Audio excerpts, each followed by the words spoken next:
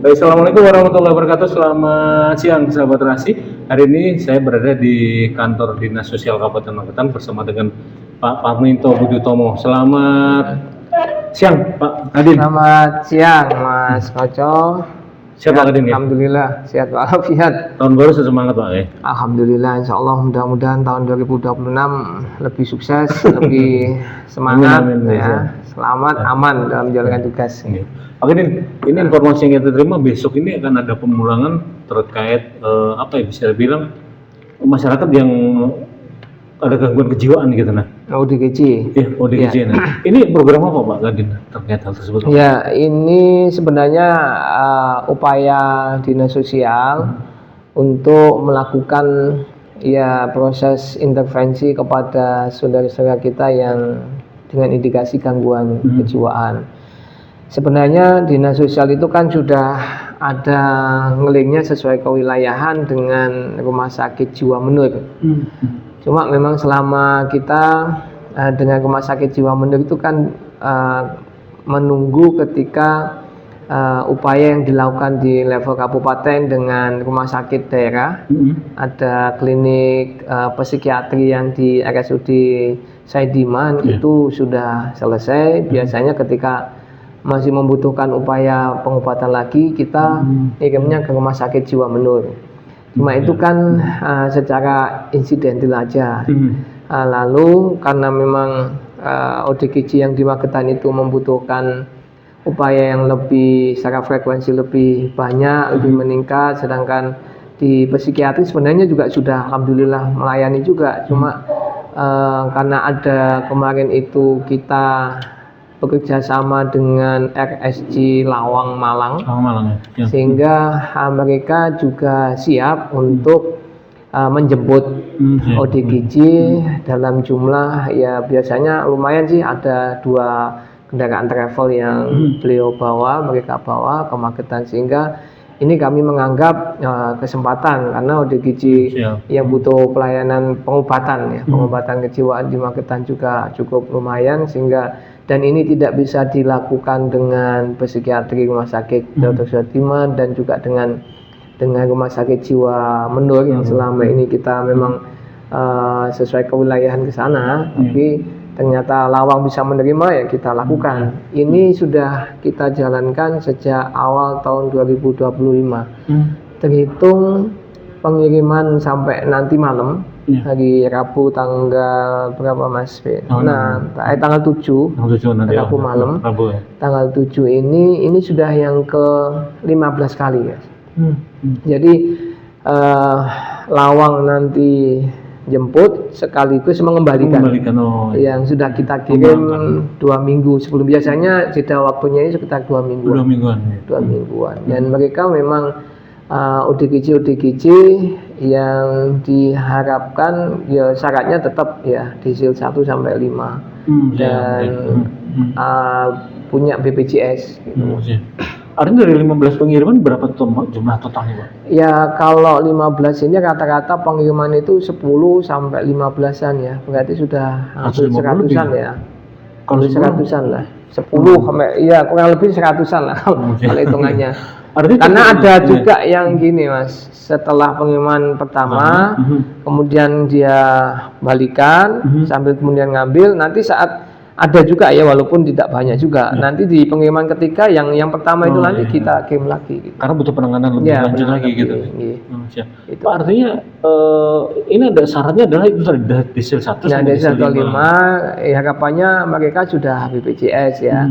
Kemudian proses pengambilan, penjemputan, pengembalian itu kan semua transport dan lain sebagainya ditanggung sama rumah sakit jiwa menur Lawang Malang ya. Kita mungkin hanya menyediakan untuk data, kemudian teman-teman pendamping mengantar dari rumah desa ke sini. Jadi titik penjemputan di dinas. Pak, artinya ini ada syarat taraf tertentu nggak sih? Kan di sini aja kalau cukup psikiatri cukup di Magetan aja gitu ya. Kalau psikiatri kan di rumah sakit Magetan ketika yang bersangkutan misalkan ada indikasi darurat ngamuk atau lain sebagainya, sehingga kita tidak bisa, karena terjadwal sudah RSR Malang itu kan sudah terjadwal 2 minggu, sehingga kalau ada kasus 1-2 yang kayak ngamuk butuh penanganan, langkah cepatnya di psikiatri di Saidiman. Tetapi ketika memang itu bisa ditunggu ya, ini rada mulai owah gitu, rada mulai ngamuk gitu nggih, tapi tidak mendesak harus ditangani, berarti nunggu nanti jatah rumah sakit Lawang 2 minggu sekali itu. Nah, ketika tetap juga psikiatri nggak nangani, ya kita ngirimnya ke Surabaya, ke rumah sakit jiwa Menur. Artinya kalau di di Lawang itu apa ya, bisa dibilang pengobatan saja atau seperti ada langkah? Pengobatan kurang lebih selama 14 hari ya, 2 minggu. Jadi 2 minggu itu di sana biasanya kan ODGJ ya dipantau kesehariannya, dikasih obat. Ternyata juga yang sudah mengikuti program ini ya, aksi cepat ya, ACT-nya Rumah Sakit Menur Malang ini, Lawang Malang ini, mereka merasa terbantu juga. Artinya ada beberapa perubahan ketika sudah ditangani 2 pekan di Rumah Sakit Lawang, RSI Lawang. Tapi artinya yang dibawa ke sana memang dari apa ya, dari tingkatannya memang sudah agak tinggi atau gimana, Pak? Ya sebenarnya kan semua ODGJ itu kalau sudah ditangani sama pengobatan itu kan harus terus, Mas. Harus terus ya. Sehingga ketika memang itu kadang yang terputus, kadang ada dia nggak mau minum obat dan seterusnya. Dan itu yang tahu persis biasanya keluarga. Ini perlu ditangani apa enggak, dan kami beserta dengan pendamping kan hanya mencari, Mas. Jadi di bawah mungkin ada yang perlu penanganan untuk direhab selama 14 hari ya, kita tawarkan, atau mungkin data-data kami yang sudah ada nanti pendamping yang akan menghubungi, gimana Bu, Pak, sebagai keluarganya apakah ini si anak perlu direhab 14 hari, kalau memang oke, siap, maka nanti kita ikutkan data di daftar di pemberangkatan berikutnya gitu, Mas. Artinya peran keluarga ini sangat penting sekali, karena di samping pendamping yang antar jemput ke sininya itu kan pihak keluarga, Mas. Sehingga pendamping biasanya kami kan lewat grup kami yang di Satgas Pintar itu, teman-teman nanti jadwal hari Rabu ada pengembalian sama sekaligus pengiriman ya. Silahkan calon yang akan kita kirim dengan berusaha untuk gerilya di bawah. Gitu ya. Itu ya, untuk mencari siapa yang nanti akan diberangkatkan. Dan selama 15 kali itu kuota 15 ini terisi semua bagaimana, Pak? Ya itu tadi rata-rata kalau nggak salah ya, hampir tadi saya cek ke bidang ya ada hampir 100-an lah. Jadi rata-rata antara kurang lebih rata-rata 10 berangkat. Karena 2 kendaraan kayak travel, Mas. Jadi kendaraan operasionalnya Rumah Sakit Jiwa Lawang. Pak, artinya kalau untuk masyarakat sendiri bisa mengakses sendiri, mungkin dari keluarganya itu kan membutuhkan layanan seperti ini. Ini kemana? Harus lapor ke sini atau gimana? Kami secara terbuka lewat pendamping kami terus menghubungi pihak keluarga yang punya data atau ODGJ tadi. Yang kedua kami juga lewat media sosial yang kami punya, ataupun juga mungkin ada pengaduan ketika memang yang bersangkutan itu perlu perawatan seperti itu. Silahkan, kami sangat terbuka, dan memang data-data ODGJ yang di wilayah Magetan itu kan sudah terpantau oleh teman-teman pendamping ya. Ketika memang sudah ada jadwal, biasanya teman pendamping langsung kontak kepada keluarga yang bersangkutan. Pak, artinya kalau dari data sendiri kita pasti punya data. Ya saya nggak tahu pasti dari keseluruhan Kabupaten Magetan berapa sih Pak yang berpotensi seperti untuk perawatan ODGJ. Terakhir kalau di Desen ya, di Desen kemarin disabilitas secara umum, Mas, itu ada di angka 60.000 loh, Mas. Total ya. Di Desen yang di Desil 1 sampai 5. Tapi semuanya ya itu ya, total. Di situ kan ada Daksa, ada Rungu, ada Netra, termasuk ada yang ODGJ. Ya. Cuma ternyata yang data ODGJ itu ya ternyata dominan itu Gitu. yang gangguan jiwanya, lihat dari disabilitasnya. Pak, kalau dari kita pasti sempat apa ya, ada laporan dari dokter ataupun yang menangani. Ini faktor apa sih Pak yang membuat masyarakat Magetan itu mengalami gangguan kejiwaan itu? Kan gangguan kejiwaan itu ternyata tingkatan juga ada ya. Kita stres nggak bisa tidur, Gangguan kejiwaan, kejiwaan gitu loh. nggak bisa tidur itu sudah tanda-tanda, ada termasuk juga gangguan kejiwaan. Tapi kalau sudah masuk harus ada dapat penanganan, itu apa sih Pak, faktor apa dia biasanya? Ekonomi kah atau mungkin apa ya? Yang paling banyak nggak tahu kan, macam-macam ya. Ini kan sudah ke teknis ya, ke ahlinya ya. Masalah kejiwaan mungkin salah satu hal yang paling banyak menyebabkan memang apa ya, dari keluarga juga, faktor keluarga karena mungkin keturunan ya, ada faktor genetik juga Mas. Kemudian ada juga yang depresi karena urusan ekonomi dan lain sebagainya. Karena ternyata juga apa sih yang terjadi ya, dulu itu dia bekerja di luar negeri, cuma kemudian pada saat di sana juga nggak ada masalah berangkatnya, tapi tahu-tahu ternyata info di sana ada gangguan. Ini kan juga kita yang tidak tahu persis ya. Tapi artinya kalau kenapa dia berangkat sana karena faktor ekonomi juga gitu Mas? Iya, salah satunya di situ lah. Banyak sebab Mas. Siap.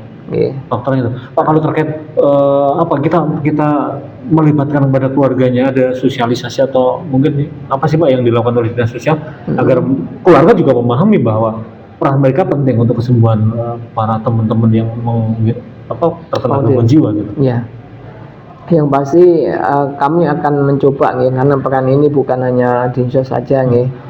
Alhamdulillah di beberapa titik tertentu kan ada posyandu jiwa. Kami bekerjasama juga dengan dinas kesehatan, kemudian dinas KAPI, bagaimana orang-orang yang diberikan kekhususan ini mereka juga perlu mendapatkan haknya sebagaimana biasa gitu. Makanya ada dibentuk sebuah komunitas ya, komunitas atau apalah yang disebut dengan posyandu jiwa itu. Ya di situ beberapa titik, dan ini perlu terus dikembangkan ke titik-titik yang lain.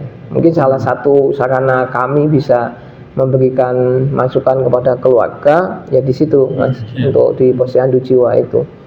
Dan terkait dengan upaya-upaya yang lain, yaitu tadi melalui pendamping kami terus memantau dan termasuk ini aksi cepat tanggap dengan rumah sakit jiwa ini supaya mereka bisa terintervensi ya, untuk kesehatan jiwanya. Artinya kecepatan untuk penanganan itu juga berpengaruh terhadap keberhasilan untuk mereka kembali seperti sedia kala gitu. Ya, yang pasti karena ODGJ ini kan kesehariannya bersama dengan keluarga dan masyarakat ya. Karena kami sudah berusaha paling tidak untuk pengobatan ya, dan termasuk juga apabila diperlukan ada rehab. Rehab itu jangka waktunya lebih lama ya, kadang sampai hitungan 6 bulan dan seterusnya. Ketika ini sudah dilakukan, kan pemerintah kami ini kan tidak bisa membersamai setiap hari. Yang paling sangat dibutuhkan ya peran lingkungan, masyarakat dan keluarga. Harapan sangat besar sudah diupayakan dikirim 2 minggu sampai hitungannya lama-lamanya 6 bulan. Ternyata begitu kemudian 6 bulan selesai harusnya kembali ke masyarakat, ternyata ada benih-benih yang seakan-akan mengungkit kembali gitu ya, ingatan-ingatannya di lingkungan. Akhirnya lingkungan kadang pembicaranya tidak bisa dijaga, menyinggung yang bersangkutan, apalagi tidak ada penerimaannya, itu yang kemudian menjadi bangkit kembali, rusak kembali, sakitnya akan muncul kembali ya. Ini yang dilihat ya, 6 bulan pengobatan rehabilitasi sosial ya, dirasa tidak bisa memenuhi harapan itu. Padahal selama rehab 6 bulan dan seterusnya itu kan ada catatan-catatan rekam medisnya ya, bahwasanya ini sudah waktunya dan dipandang bisa untuk dikembalikan ke keluarga. Tapi keluarga dan lingkungan mungkin Ya. belum menyadari Maka apa yang harus dilakukan. mungkin ini Mas Kota yang perlu diberikan itu tadi kan ada semacam pembinaan tadi lah di posyandu jiwa. Iya, Jadi di posyandu jiwa itu sebenarnya tidak saja yang pasien, sebenarnya juga keluarga perlu ya. hadir di situ. Gimana cara menanganinya? Ya, memang ya kita wajar ya, orang kita yang normal-normal aja dalam keluarga mungkin tidak diberikan kekhususan seperti itu. Melayani orang seperti itu kan butuh kesabaran. Ya bisa jadi ya kita ngomong menunjukkan harusnya gini, harusnya gitu. Kita sendiri mungkin juga kalau diposisikan mereka kita juga nggak bisa kuat ya. Nah ini memang butuh pendampingan, bahwasanya mereka juga tidak sendiri gitu Mas. Dan itu sudah kita lakukan namanya pendampingan. Iya ya. Artinya kembali kepada masyarakat dan juga keluarga masing-masing agar mengetahui penyebabnya ini setidaknya menghindari gitu Pak ya. Penyebabnya apa sih ini? Mungkin dari sisi pembicaraan harus kita tahu kalau itu akan bisa memicu gitu. Rumusnya yang paling banyak ditemukan itu Pak, kalau sudah bau obat, sudah pernah minum obat itu kan harus rutin obat terus. Yang sering ditemukan yang bersangkutan itu obatnya putus gitu Mas.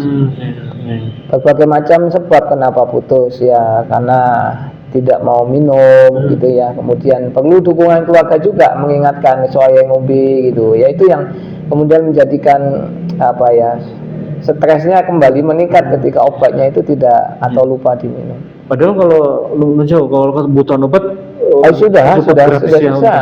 Kalau dulu ada semacam anggapan obatnya tidak ada, kalau obat insya Allah puskesmas ada, kemudian pendamping juga siap untuk mendampingi dalam pengambilan dan pengurusan obat itu. Ada fasilitas ada Bang ya? Ada fasilitas insya Allah. Demikian memang untuk bisa dibilang untuk memberikan kesempatan sembuh kepada orang dengan gangguan jiwa itu dibutuhkan masyarakat, lingkungan dan juga keluarga untuk mendukung. Yang pasti pemerintah sudah menyediakan Bang ya terkait fasilitas untuk pengobatan, bahkan ketersediaan obat juga dipastikan ada gitu ya.